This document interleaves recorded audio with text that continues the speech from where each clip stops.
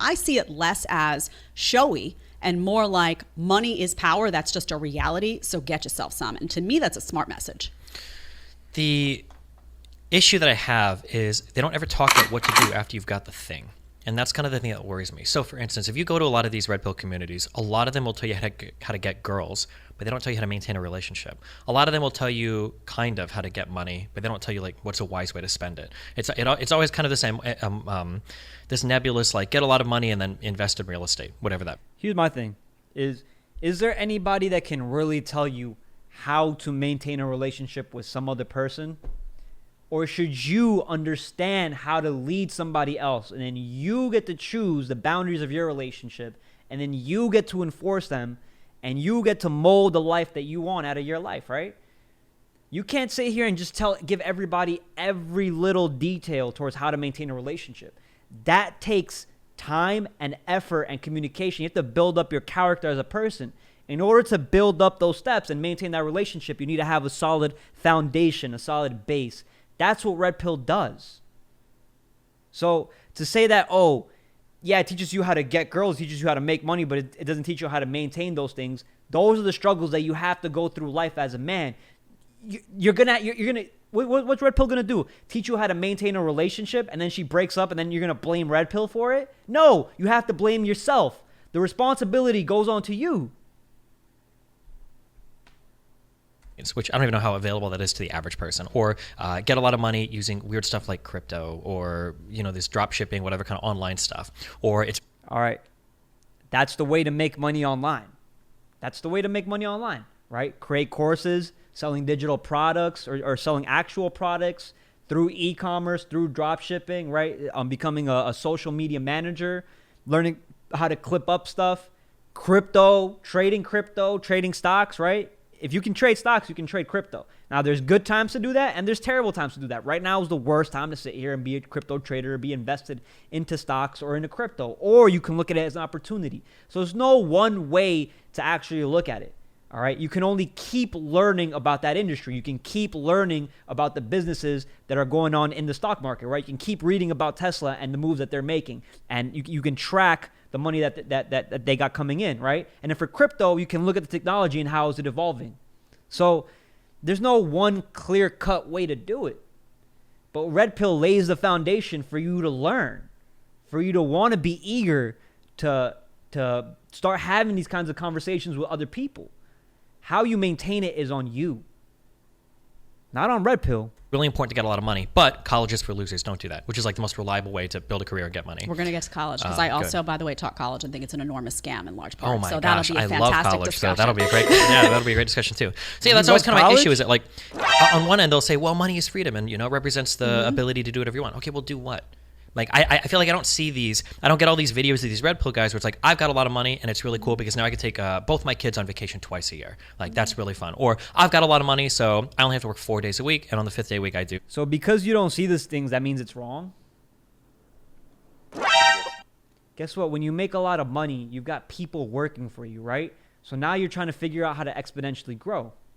And in order to exponentially grow, you need to be able to have that kind of influence, that kind of value, so that you could be able to network and give other people things that they want as well. That's how you exponentially grow from making money. Like this. I go hiking with a girlfriend or something. Sometimes I wonder if there's kind of like a bait and switch that happens, because whenever I watch these guys on their platforms and whenever I look at their audiences and I see what they're typing, all of it seems to be highly materialistic. It is incredibly material driven. But then when I get on their shows and I push them a little bit, they're like, oh, okay, well, it's not all about the money. You just get the money for freedom. But then when I take a step back and I'm not there anymore, I'm looking at what they're doing. They're posting stories with the new cars. They're posting fabulous vacation spots. It's all of the like hyper materialistic stuff that conservatives used to be critical of. And I guess liberals are still... All those things that are being posted by those kinds of influencers because they know that's what grabs attention, right? And then what their responsibility is to be able to grab your attention, to be able to get you as a hook, because people want to travel. People want to look at nice cars. That's what people want to do. You can't control what the majority of people want to do. What you can do is you can just give it to them. You can give it to them, and then that's when you got their hook, you got their attention. What do you do with their attention? I guess that's the main point Destiny's trying to make, and that's what I can agree with. What are these influencers doing when they're grabbing the attention, when they're posting these traveling photos, when they're doing these posting these nice cars? Are they just trying to scam and take advantage of the people that are watching them, or are they trying to actually give back some value, capture attention and give back value? Critical of, depending on who you're talking to. So yeah, I guess that's my issue with it. If I they push care. the message, you don't care about what. I don't care if they, like, to me, it's not, I don't care. If you want to be materialistic, fine. What I do care about is a society that's self-empowered to get money for mobility and for personal responsibility and building your own life. So I don't care if they prioritize. Like, if Andrew Tate decides that he wants to prioritize materialistic possessions, I don't even know if that's true. But I do have seen photos of him in front of the fancy cars, or I'll see, his brother I follow on Instagram, and I'll see, stories that clearly portray a luxurious lifestyle. To me, though, for the average person's looking at that and saying, well, hell yeah, if I have the option to not have that stuff or to have that stuff, yeah, I'd want it. Maybe I wouldn't buy that car. Maybe I wouldn't buy that house. But I want the option and the opportunity to get there. And that's what, to me, a lot of that messaging is about opportunity. It's like, go out and make your money. Be financially stable. Be financially secure so you can build whatever beautiful life you want for yourself. This is what mine looks like. Yours doesn't have to look like that, but it can be incredible because money does buy power and influence and mobility. And that's just a reality of dealing with the modern world. None of those. Boom. WS take, bro.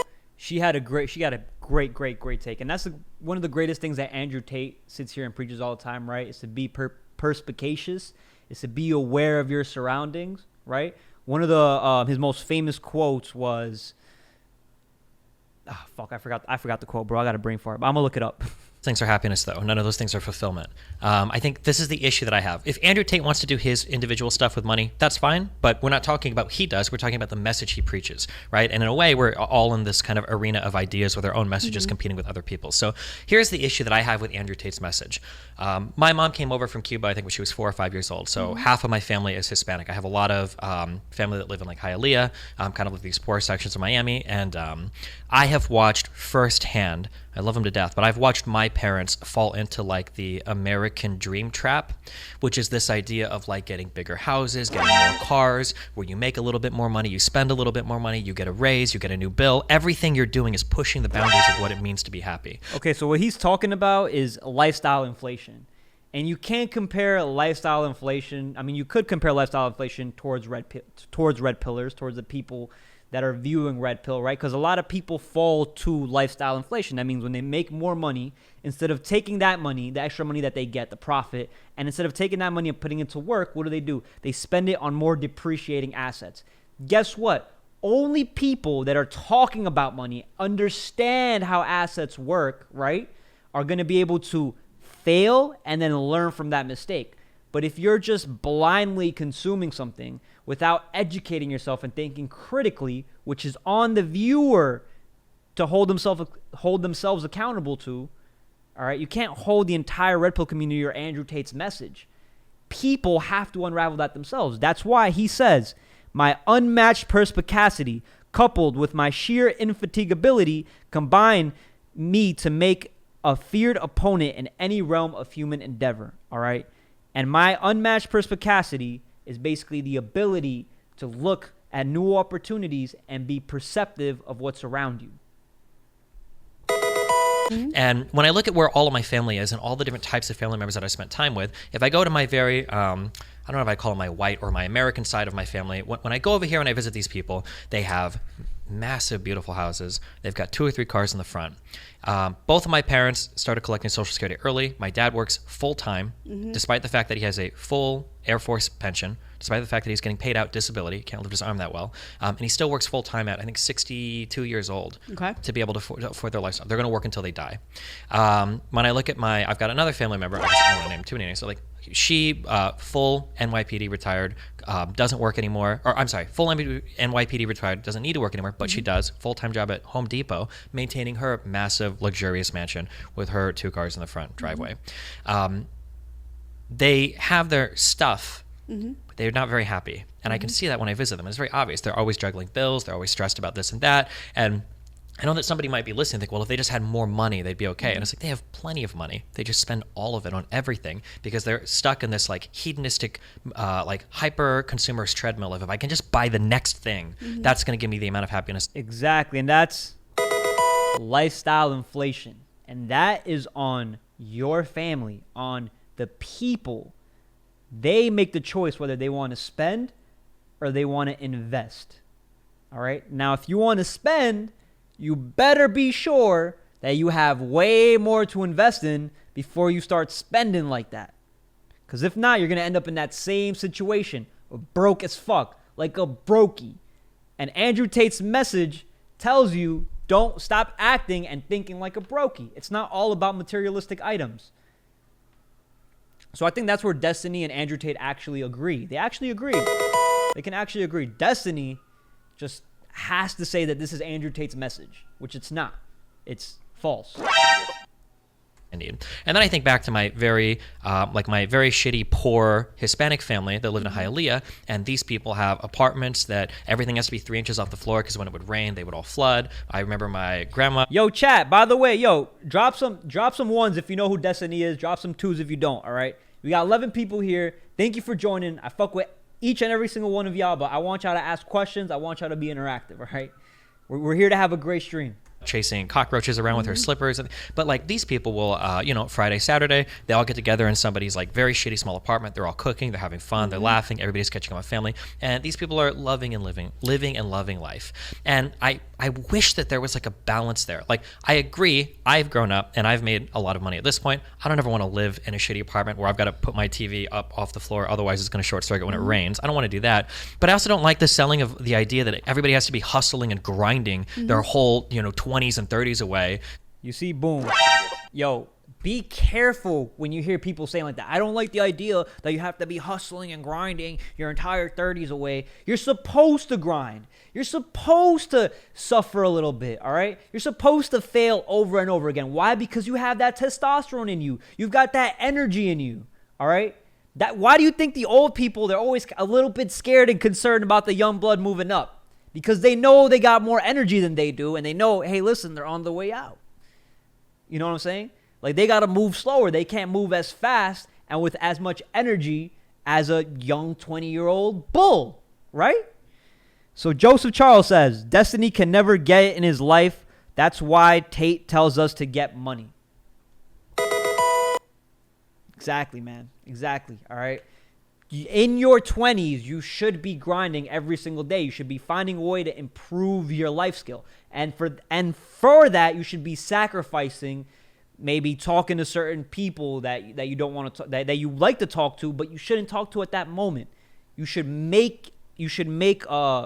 schedule or basically earn the time to be able to talk to that person, to be able to spend time with that person. Why? Because you're going to be a lot more grateful because you sacrificed a certain moment to focus on your priority, and then you made time for that person, and now you know it's valuable. So now every moment that you spend in when you spend with them, you're going to be a lot more caring and grateful towards them. You're not going to just almost like be dismissive about it. You get what I'm saying? Did that make sense or did not make sense? Did that not make sense? Steve's half Cuban. Interesting. Just so that they can, buy big cars, because that's not happiness either. So you're talking about happiness, and what I'm hearing you say are things like, what I hear from that is simplicity. You talked about the side of your family that doesn't have a lot of money, and there's a simplicity to that life that can be very easier in many ways and less stressful in many ways. However, what I'm hearing more than anything is community. So this sense of community, oftentimes when you're in the grind and you're singularly focused on buying the next thing or exclusively on paying bills, you're not being part of community. Yeah. You're not spending time with family and friends. Your mind almost can go insane just in getting the next big thing. But the interesting thing about it is that Andrew Tate and a lot of his crew, one of the key things they talk about is brotherhood. They're very passionate about those, keeping your circle small, but people you can really trust, and spending time with other men who you could build each other up, and working out. And what I hear from them that's very appealing, I actually think that he's been, even though I don't agree with everything that comes out of his mouth, I think he's been really good for men because, one, he says what he thinks. End of story. You don't like it, too bad. I think we need more people in this world, particularly strong men who are unwilling to compromise on what they stand for to please modern media, modern feminism, whatever it may be. But also, I think it's a very self-empowered message of like, get your shit together, get to the gym, get in shape, be responsible for your own mental health. Don't rely on prescription drugs. Get off of pornography. Don't utilize that as an outlet. It's going to be unhealthy. It's going to send you down a ditch. All of this stuff to me is a very empowering message for young men to hear. For me, I didn't grow up with money. I grew up in a small condo behind the Staten Island Mall. I used to joke that. And what's crazy is I don't know if Destiny even agrees with anything this woman is saying. I think deep down in his core he does, but I don't think he could bring himself to actually say I agree with these things. I don't know. Maybe that's just me. Joseph Charles says, bruh, Destiny is a low energy male. There's no point listening to this dude. Brother, listen, Joseph Charles. The reason why we sit here and we watch the opposition, we watch the people that disagree with us. Why? Because that challenges our beliefs. It reinforces what we say and it makes it stronger because we can sit here and actually articulate it and debate it because we can break it down. You know why? Because we listened to the other side. All right. So we need to, you know that saying, what they say is keep your friends close, but keep your enemies closer. This is what we're doing today. All right. Not that Destiny's an enemy, but Destiny doesn't agree with Andrew Tate. Therefore, we have to understand why he doesn't and if what he's saying makes any kind of sense or is it just stupid blue pill shit. And for the most part, it's stupid blue pill shit. Except for the fact that I got right here. Destiny agrees with Tate on lifestyle inflation and materialism, all right? Andrew Tate obviously lives a materialistic lifestyle. Why? Because he's earned it. But before his materialistic lifestyle, he didn't subdue himself to lifestyle inflation. He had to work hard. He had to find different skill sets and different avenues to make money. And in that time, he had to save a lot of money, right? That's where his story comes from, where he used to live off eating off KFC chicken. He used to just eat that, like day in and day out, while he'd save up money. Because he knew he couldn't spend it because he didn't have that kind of money, so he couldn't succumb to lifestyle inflation. If you opened our windows in the summer, you would just smell the dump. It was literally like right behind the Staten Island dump. My parents worked, it was very small, it was 2 bedrooms, but tiny. My parents worked very hard to pay that mortgage. Maybe we got a vacation a year if we really saved up for it. And what I learned from that experience was that money was freedom. So I love the idea that these guys are telling you hustle because it will make a difference. And if you saw during the lockdowns in particular, the people who had financial means had mobility.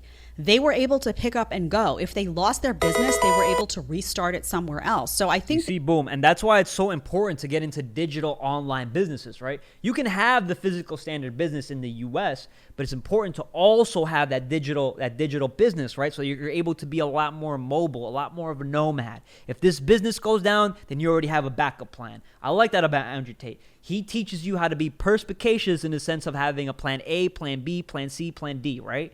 Somebody just asked, PA, of course there is. You want to see other POVs or you become myopic.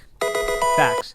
How do you sharpen your perspicacity? It's good, many important lessons to gain. So how do you sharpen your perspicacity, right? Is by every single day that you're around, pay attention. Don't be on your phone looking and just scrolling mindlessly while you're walking around. Don't be using your earbuds. Look around. Start to take all this business information, all this business knowledge that you're learning, right? For example, lifestyle inflation.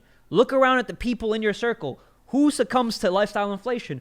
Who keeps earning more money and spending more instead of saving and investing into something else? Look out for those signs. Because guess what? If you start to surround yourself with the people that are investing, if you look out for those people and you become perspicacious, guess what? Maybe you should start making friends. How do you do that? Maybe ask them questions. Right? So boom. These are all golden gems I'm giving y'all right now. It's somewhat diluted to say, you can say that people who are poor can be happy because they find fulfillment in other areas. But if you offered those people the ability to climb a ladder to have that happiness, but also strike a balance with some financial stability and success to get them out of poverty, they would absolutely jump on it 100%. So why can't we strike a balance? Why can't we have financial success and stability because it's realistic that that's going to improve the quality of your life, your freedom, your mobility, and at the same time remember that community is important and has value, and don't lose sight of that? Yeah, I mean, I agree with you. That's kind of what I was advocating for. Like, I wish there was like a middle ground between the two. It feels like, and Tate's messaging has changed a bit since he's gotten kicked off of everything, I guess. And what I've heard him say recently has been generally positive, although it's hard because it always depends on which clips you see and which videos you watch, because obviously the context and the message is going to vary from video to video.